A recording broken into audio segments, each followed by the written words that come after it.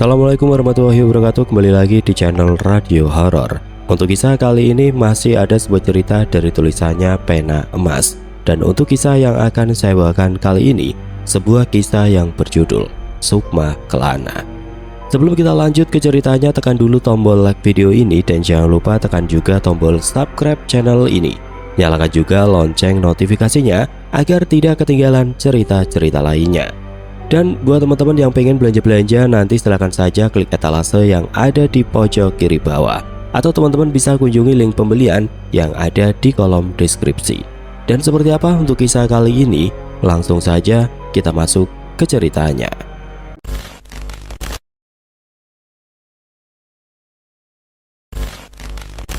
Lepaskan Bayan. Jangan kau tahan di pangkal lehermu. Biarkan dia mengalir keluar seperti air yang tumpah dari guci pecah. Suara parau itu menggelegar, memantul di dinding-dinding kayu gubuk yang lembab. Mbah Suro, lelaki tua dengan guratan wajah sedalam parit, mencondongkan tubuhnya. Matanya yang kuning keruh menatap tajam ke arah pemuda yang duduk bersila di tengah ruangan. Duh Gusti, panas Mbah, rasanya seperti disiram tembaga cair. Rintih Bayan dengan suara tercekik. Bayan, pemuda berusia 22 tahun itu, tampak mengenaskan. Tubuhnya yang kurus hanya dibalut kain jarik lusuh, kulitnya pucat basi, hampir transparan. Memperlihatkan urat-urat kebiruan yang menegang hebat. Sudah berhari-hari ia menjalani puasa ngerowot, hanya makan umbi-umbian tanpa rasa, dan kini ia berada di puncak ritual. Mbah Suro menggeser duduknya, mendekatkan tungku tanah liat berisi bara api yang membara.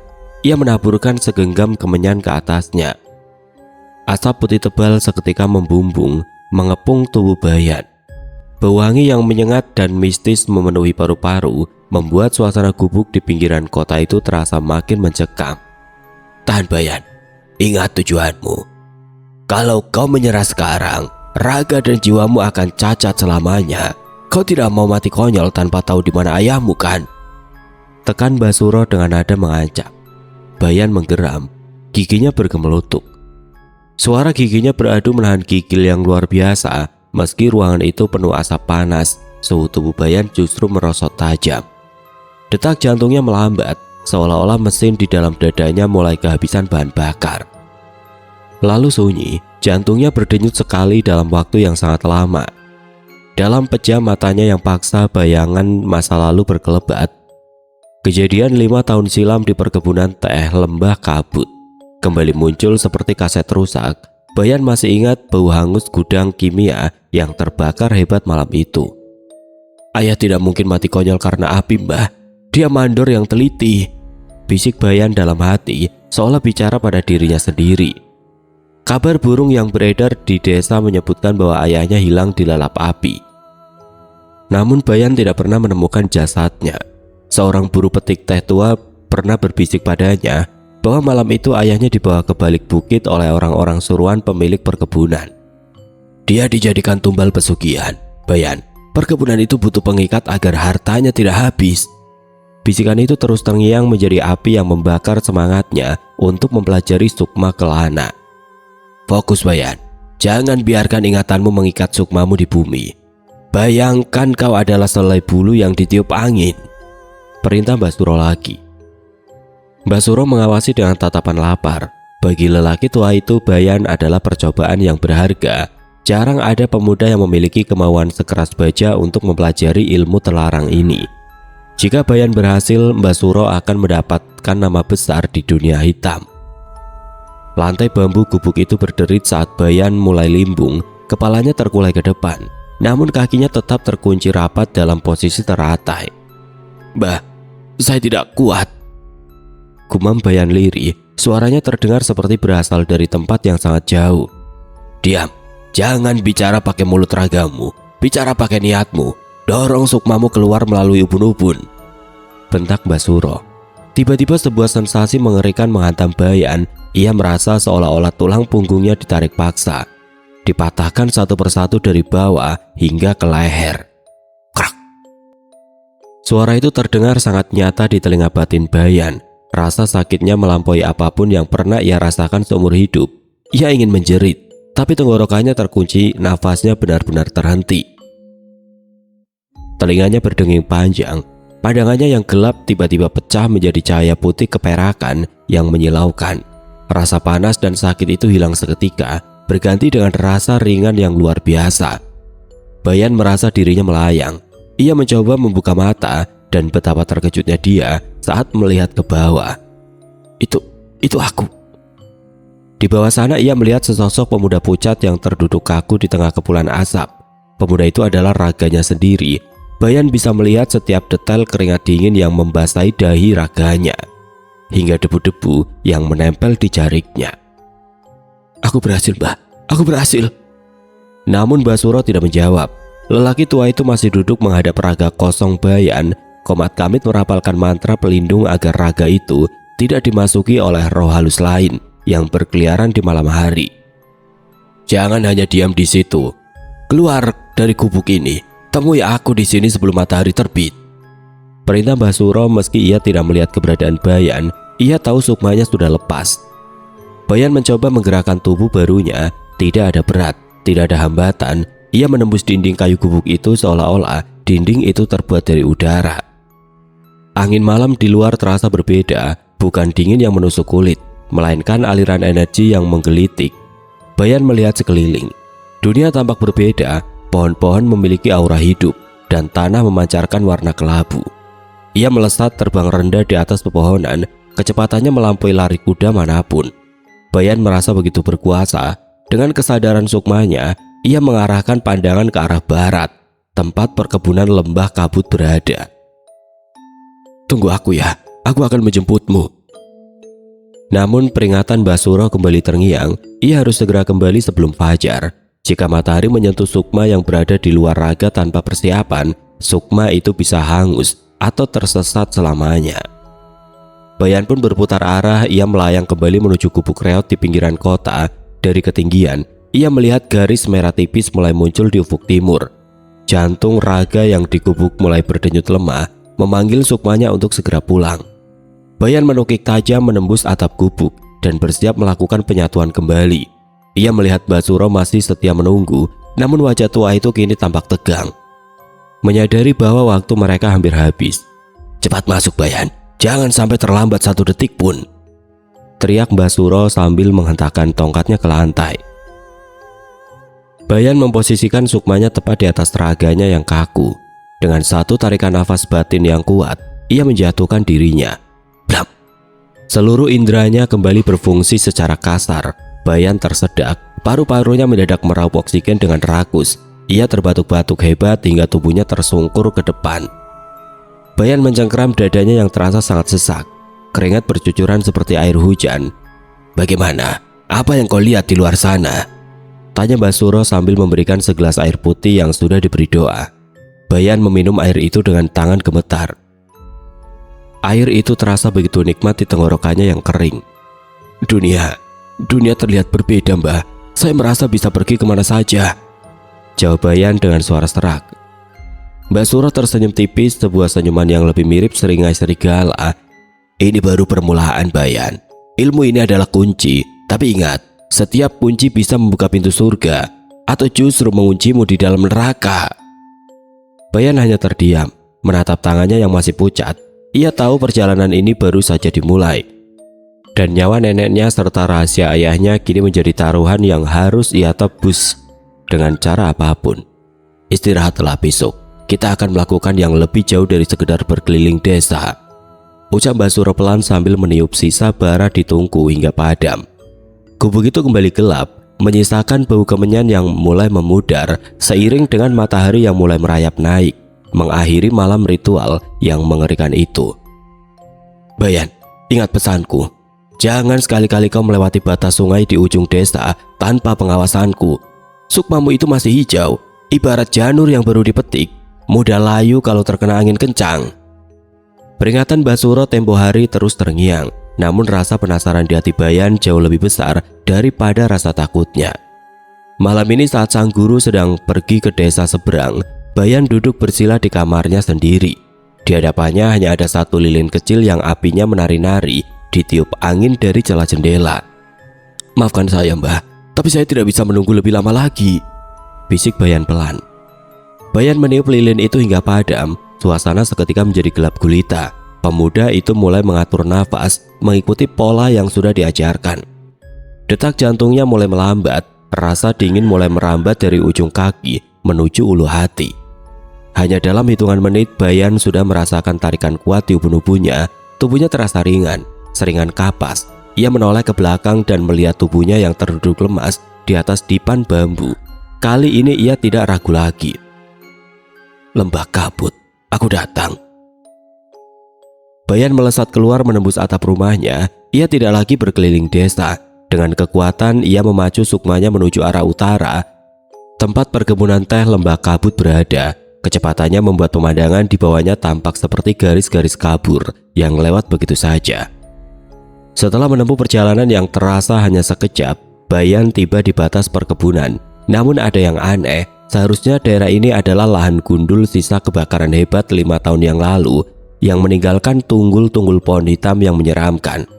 Loh, kok jalannya jadi begini? Gumam Bayan kebingungan. Alih-alih tanah gersang dan bau hangus, Bayan justru melihat hamparan rumput hijau yang sangat rapi. Di depannya sebuah gerbang besar yang terbuat dari kayu jati terukir emas berdiri megah. Tidak ada asap kimia. Yang ada hanyalah wangi bunga sedap malam yang sangat kuat. Gerbang itu terbuka sendiri tanpa ada yang menjaga. Bayan melayang masuk dengan ragu. Di balik gerbang itu matanya terbelalak. Sebuah pemukiman megah dengan bangunan-bangunan berarsitektur kuno tampak berjejer rapi.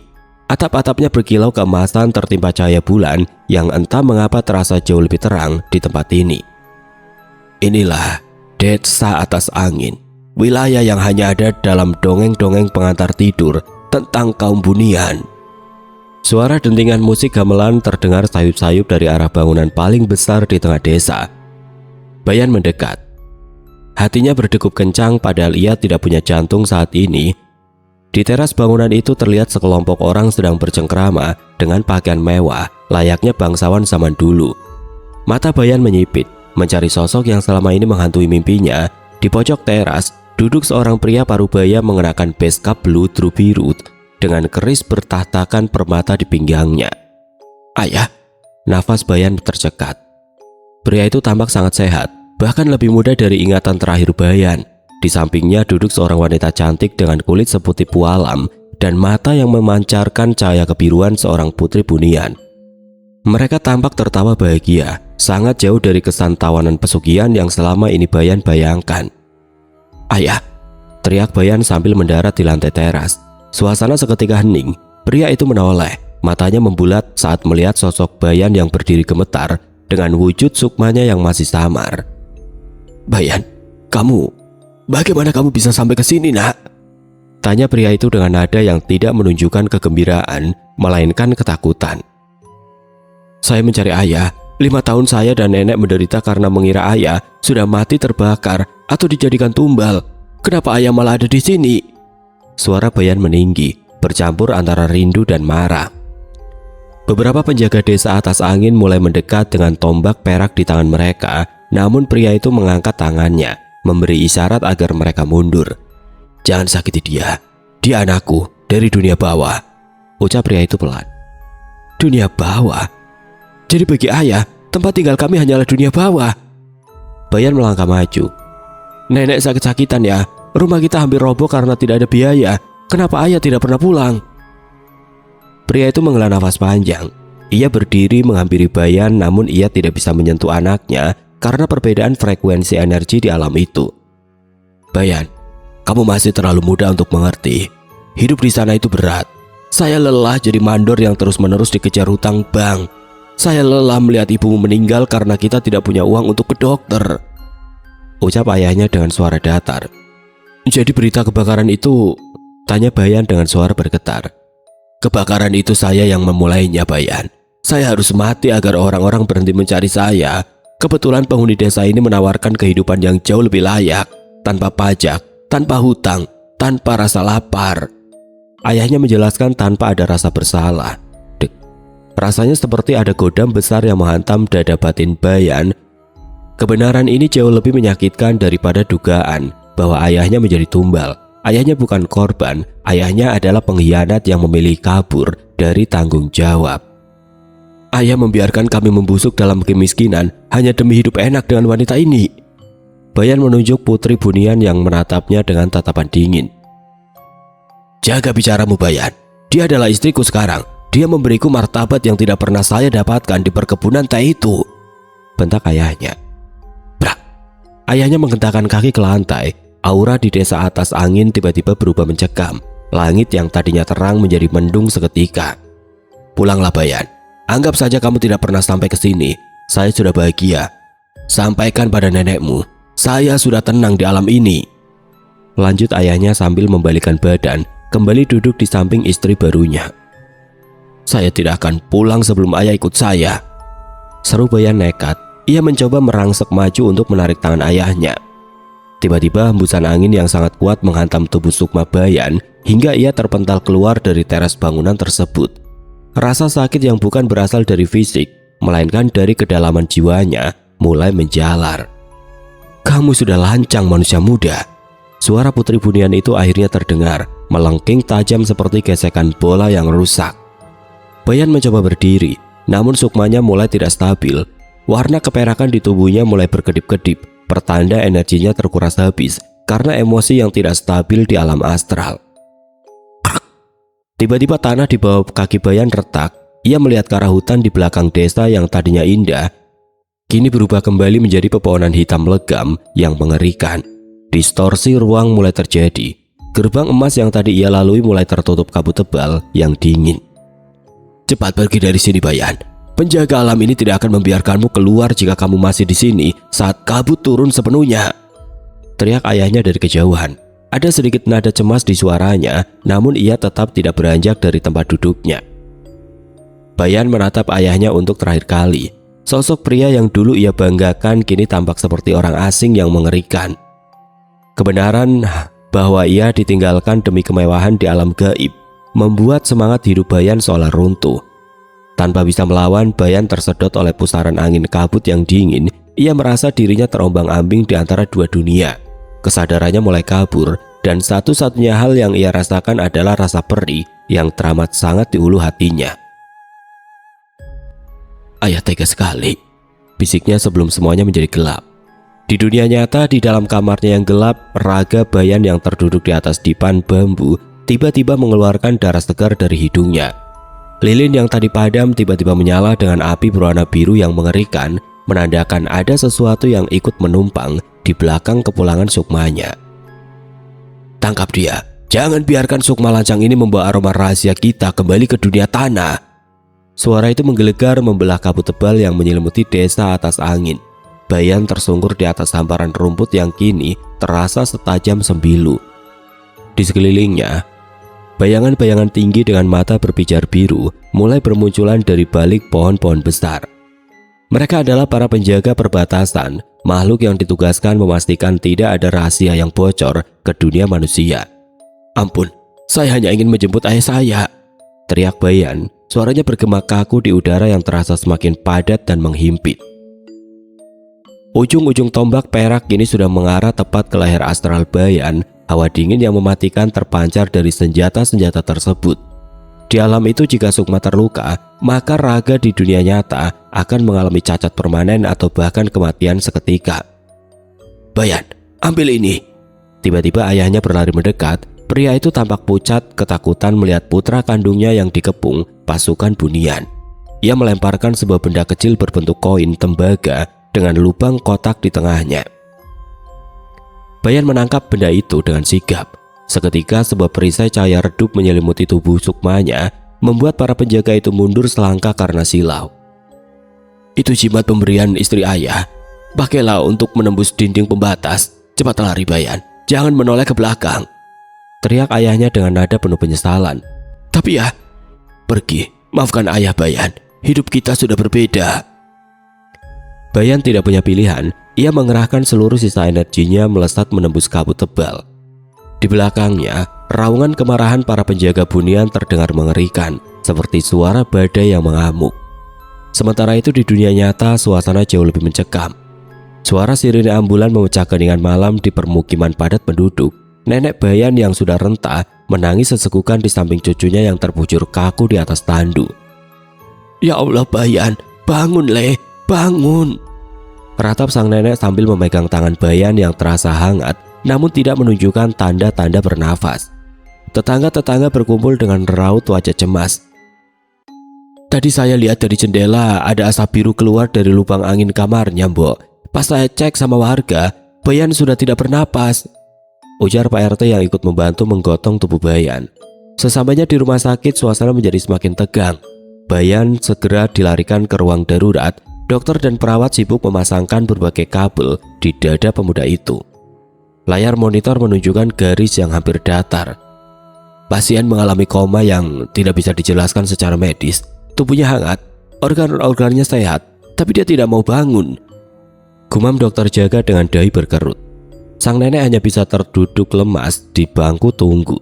Beliau memutar tasbih dengan tangan gemetar, mulutnya tidak henti merapalkan doa. Beliau tahu cucunya ini sedang pergi terlalu jauh. Di alam antara, Bayan sedang berjuang hebat. Sukmanya terombang-ambing di sebuah lorong gelap yang panjang. Jimat dari ayahnya mulai retak, tidak kuat menahan tekanan dimensi yang sangat berat. "Sedikit lagi, aku harus kembali," gumam Bayan dengan kesadaran yang mulai menipis. Tiba-tiba, ia melihat sebuah lubang cahaya kecil di ujung lorong. Itu adalah raganya. Namun di dekat lubang itu ia melihat sesuatu yang mengerikan. Sebuah gumpalan api hitam besar sedang mengendus-endus pintu masuk raganya. Itu adalah Banaspati, sosok api pengincar nyawa yang tertarik oleh aroma desa atas angin yang menempel di sukma Bayan. Bayan melesat, menabrak gumpalan api itu dan memaksa dirinya masuk ke dalam raganya sendiri. Dah. Di ruang rumah sakit, tubuh Bayan tiba-tiba melenting ke atas. Matanya terbuka lebar, namun hanya bagian putihnya saja yang terlihat. Alat pacu jantung di sampingnya berbunyi nyaring. "Dokter, detak jantungnya kembali," teriak seorang perawat. Bayan tersedak hebat. Ia meraup udara sebanyak-banyaknya seolah baru saja tenggelam di laut dalam selama berjam-jam. Dokter segera memeriksa pupil matanya. "Luar biasa, ini keajaiban. Selamat Bayan, kamu kembali." Bayan tidak menjawab, ia hanya menatap langit-langit ruang perawatan dengan pandangan kosong. Tubuhnya terasa sangat berat, seperti tertindih bongkahan batu besar. Dan yang lebih buruk, ia masih mencium aroma wangi bunga sedap malam yang sangat tajam, bau yang sama dengan di desa atas angin. "Nenek." Pintu kamar terbuka. Neneknya masuk dengan wajah sembab namun penuh rasa syukur. "Alhamdulillah Bayan, kamu membuat nenek hampir mati ketakutan Le." Bayan mencoba tersenyum namun matanya menangkap sesuatu di sudut ruangan. Bayangan hitam yang tadi ia lihat di lorong kini ada di sana, berdiri tegak setinggi plafon di sudut kamar rumah sakit yang remang-remang. Suara desisan seperti api yang disiram air terdengar pelan. Sosok itu tidak memiliki wajah, hanya gumpalan hitam yang memancarkan hawa panas yang menyengat. "Nenek, jangan dekat-dekat sudut itu," bisik Bayan dengan suara bergetar. "Sudut mana Le? Tidak ada apa-apa di sana," jawab neneknya sambil mengusap kening Bayan. Bayan menyadari satu hal yang mengerikan. Kepulangannya tidak bersih. Ia membawa penumpang yang sangat lapar. Banaspati itu tidak hanya menginginkan sukmanya, tapi kini mulai mengincar nyawa satu-satunya orang yang ia sayangi di dunia ini. Malam itu di kamar rumah sakit yang seharusnya menjadi tempat pemulihan, teror baru justru dimulai. Sosok hitam itu perlahan-lahan mulai memanjangkan tangannya yang berupa lidah api hitam, menjuntai tepat di atas kepala nenek Bayan yang sedang tertidur lelap di kursi samping tempat tidur. Pergi kamu," teriak Bayan dalam hati, karena suaranya seolah hilang ditelan ketakutan. Lampu di dalam kamar tiba-tiba berkedip-kedip dan meletus. Piat! Suasana menjadi gelap gulita. Dalam kegelapan itu mata Bayan melihat jelas bahwa sosok Banaspati itu mulai mengeluarkan cahaya merah membara dari bagian kepalanya, siap menghanguskan apa saja yang ada di depannya.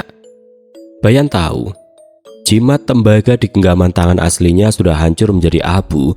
Ia kini sendirian menghadapi murka alam gaib yang ia tantang secara tidak sengaja. "Nenek, bangun Nek." Bayan berusaha menggerakkan tangannya, namun tubuhnya masih kaku akibat koma yang panjang.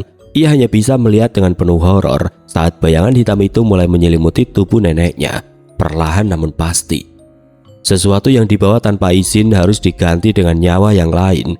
Sebuah suara parau tanpa wujud berbisik tepat di telinga Bayan, membuat darahnya terasa membeku seketika.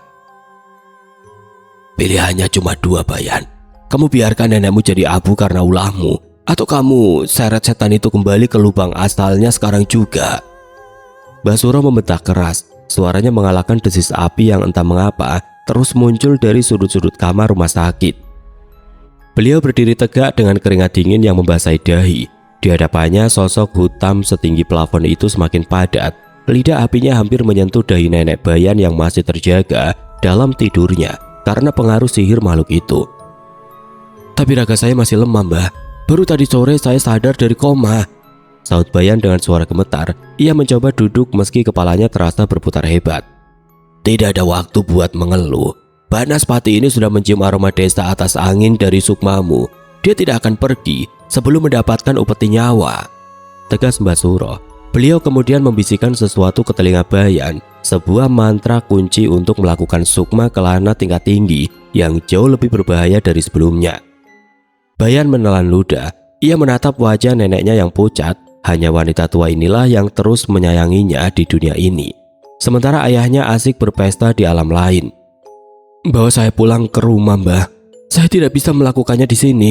Ruangan ini terlalu ramai dengan energi orang sakit, pinta Bayan akhirnya. Dengan bantuan Mbah Suro, Bayan dibawa pulang ke rumah kayu mereka yang sederhana di pinggir desa. Sang nenek dititipkan di rumah kerabat terdekat demi keamanan. Suasana rumah itu terasa sangat mencekam.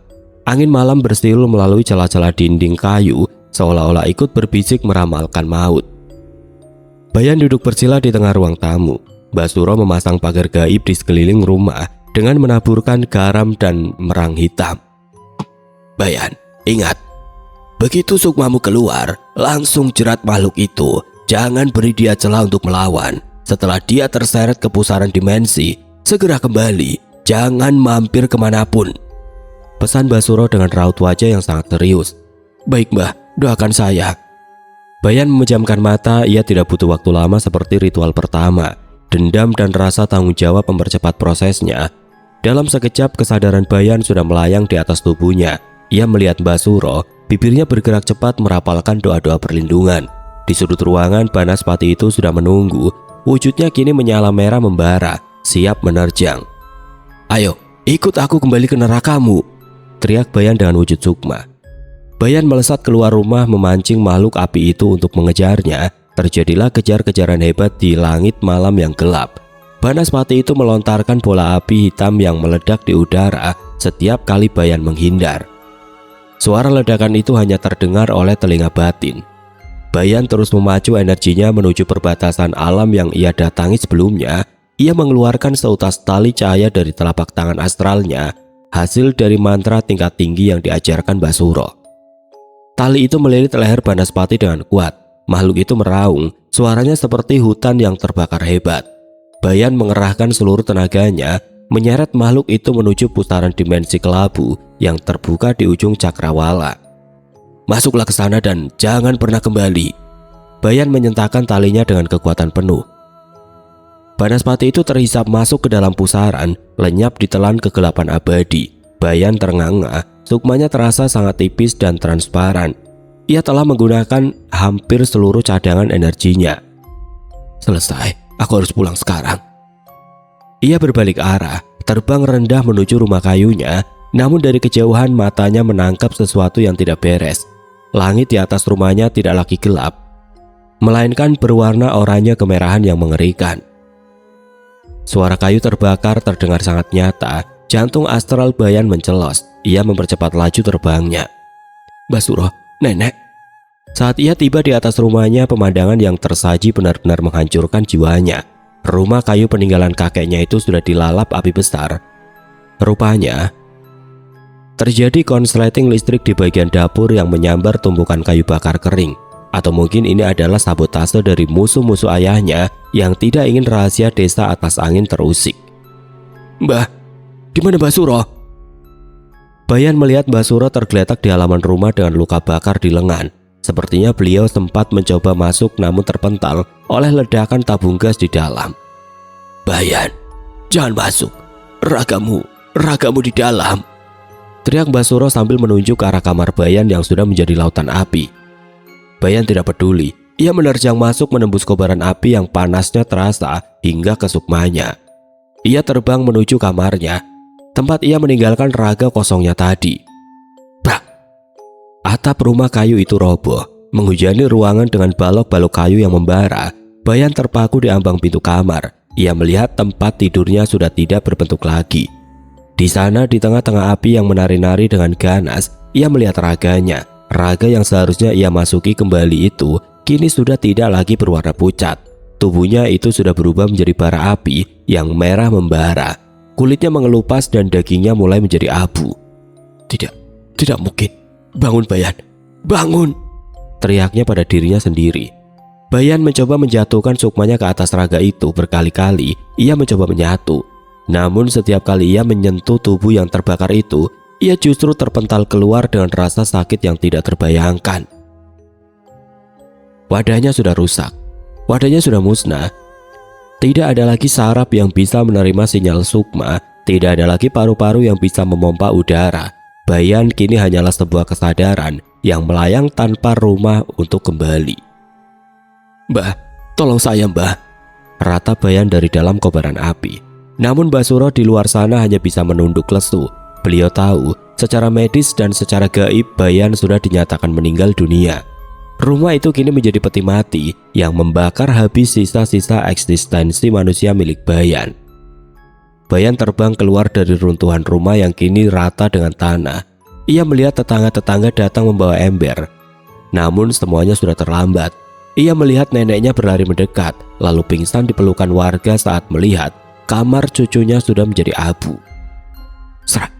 Bayan mencoba memegang tangan neneknya, namun tangannya hanya menembus udara dingin. Ia ingin berteriak bahwa ia masih ada di sini, hidup dan bernafas dalam wujud lain. Namun tidak ada yang bisa mendengarnya kecuali hembusan angin malam yang pilu. Aku sudah mati, bisiknya lirih.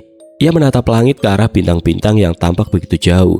Di dunia ini ia sudah tidak memiliki apa-apa lagi. Raganya telah menjadi abu yang terbang terbawa angin, meninggalkan jiwanya yang terombang-ambing dalam keabadian yang terasing. Nek, ini Bayan. Bayan di sini, Nek. Tolong lihat saya sebentar saja. Suara Bayan parau, bergetar hebat menahan Ishak yang tidak lagi mengeluarkan air mata. Ia berdiri hanya beberapa jengkal di depan neneknya yang sedang duduk termenung di balai-balai rumah kerabat. Wajah wanita tua itu tampak 10 tahun lebih tua hanya dalam satu malam. Kerutan di dahinya semakin dalam dan matanya merah bengkak karena terlalu banyak menangis. Dingin sekali ya Jum. Tolong tutup jendelanya. Rasanya seperti ada angin gunung yang masuk ke tulang, ucap sang nenek pelan kepada kerabatnya.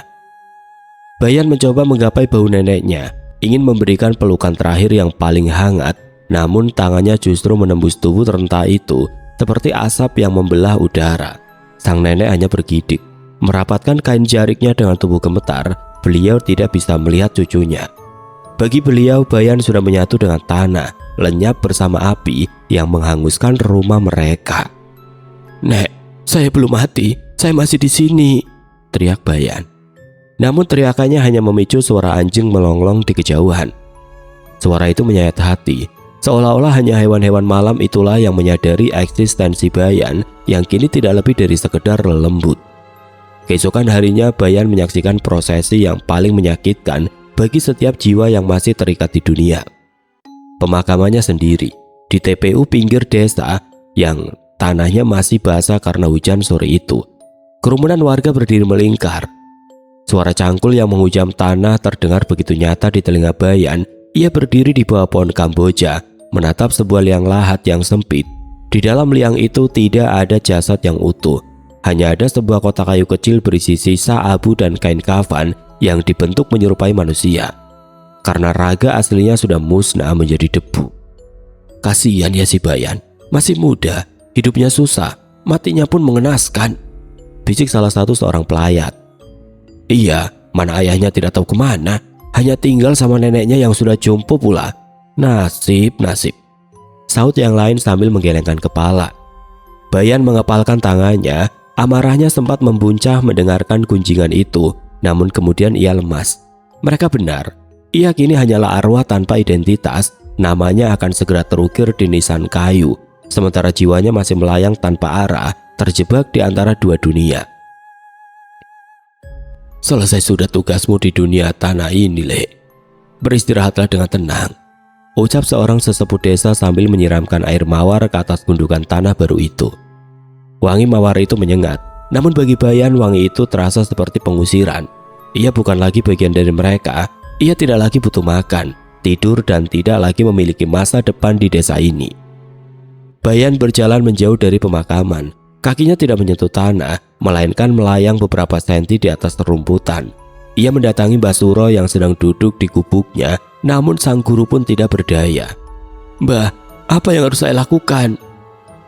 Mbah Suro yang sedang membakar kemenyan itu mendongak. Matanya yang tajam seolah bisa menangkap getaran energi Bayan. "Kamu sudah kehilangan wadah, Bayan. Kamu sekarang adalah bagian dari mereka yang tidak terlihat. Pilihanmu hanya dua, menjadi hantu penasaran yang mengganggu manusia, atau pergi ke tempat di mana kamu berada." "Maksud Mbah, saya harus ke desa atas angin." "Hanya di sana kamu punya bentuk, Bayan. Di sini kamu hanya bayangan yang membawa kesedihan bagi orang yang kamu sayangi," jawab Mbah Suro dengan nada prihatin. Bayan menoleh ke arah rumah pengungsian neneknya. Ia melihat wanita tua itu sedang memegang baju kaos milik Bayan yang tersisa, menciumnya sambil menangis sesegukan. Kehadiran Bayan di sana hanya akan membuat suasana rumah itu terasa dingin dan angker. Kehadirannya justru akan menyiksa neneknya lebih lama. "Saya mengerti, Mbah. Terima kasih atas semuanya." Dengan hati yang berat, Bayan kembali melakukan perjalanan jauh itu. Kali ini ia tidak perlu melakukan ritual karena ia memang sudah dalam wujud sukma sejati. Ia melesat meninggalkan pemukiman manusia, melewati sawah-sawah yang menghitam, hingga tiba di lereng lembah kabut yang legendaris. Kabut putih yang sangat tebal menyambutnya, namun kali ini kabut itu tidak terasa mengancam. Kabut itu justru terasa seperti selimut yang memanggilnya untuk pulang. Di balik tabir putih itu, gerbang emas desa atas angin kembali terlihat. Dentingan gamelan bunian terdengar lebih jernih sekarang. Wangi sedap malam yang dulu ia benci karena membawa malapetaka, kini terasa biasa saja. Gerbang besar itu berdiri terbuka, menampakkan keindahan bangunan kuno yang berkilau di bawah cahaya rembulan yang abadi. Bayan melangkah masuk. Di sana para penjaga yang dulu mengacungkan tombak padanya kini hanya menundukkan kepala dengan hormat. Bagi mereka, Bayan bukan lagi penyusup. Bayan adalah warga baru yang telah meninggalkan beban kemanusiaannya. Di teras bangunan megah itu ia kembali melihat ayahnya. Pria itu berdiri, menatap Bayan dengan sorot mata yang sulit diartikan antara iba dan lega. "Akhirnya kamu kembali, Bayan. Maafkan ayah karena tidak bisa menyelamatkan ragamu," ucap ayahnya pelan. "Saya tidak kesini untuk mencari ayah lagi. Saya kesini karena saya tidak punya tempat lain," jawab Bayan dingin. Ia berjalan melewati ayahnya, menatap ke arah dalam istana yang penuh dengan kemewahan palsu itu. Istri bunian ayahnya muncul dari balik pintu, tersenyum manis namun tampak hambar. "Selamat datang di keabadian, anak muda. Di sini waktu tidak akan menyakitimu lagi. Kamu akan hidup selamanya dalam keindahan ini." Bayan menatap langit desa atas angin. Tidak ada matahari di sini, hanya rembulan yang tidak pernah tenggelam. Segala kesedihan, lapar, dan kemiskinannya memang hilang. Namun ia tahu ini adalah penjara yang indah. Ia telah menjadi salah satu dari mereka, kaum yang hilang, kaum yang hanya menjadi legenda di dunia manusia. "Nek, maafkan Bayan. Bayan harus pergi," bisiknya ke arah angin. Berharap embusan itu sampai ke telinga neneknya di dunia nyata sebagai tanda perpisahan terakhir. Bayan melangkah masuk ke dalam istana, membiarkan gerbang emas di belakangnya tertutup dengan dentuman pelan yang final. Blam. Sejak saat itu, nama Bayan hanya menjadi cerita tutur di warung-warung kopi desa tentang seorang pemuda yang hilang di telan api. Namun di lembah kabut, di balik selimut halimun yang tebal, sosoknya terus ada, hidup sebagai pengungsi abadi di sebuah desa yang tidak pernah tersentuh oleh waktu. Oke teman-teman, sekian untuk kisah kali ini. Bagaimana menurut kalian tentang kisah ini? Tulis komentar kalian di kolom komentar. Dan buat teman-teman yang baru bergabung, jangan lupa untuk like, komen, share, serta subscribe channel ini. Dan nantikan kisah-kisah horor berikutnya tetap di channel Radio Horor. Wassalamualaikum warahmatullahi wabarakatuh.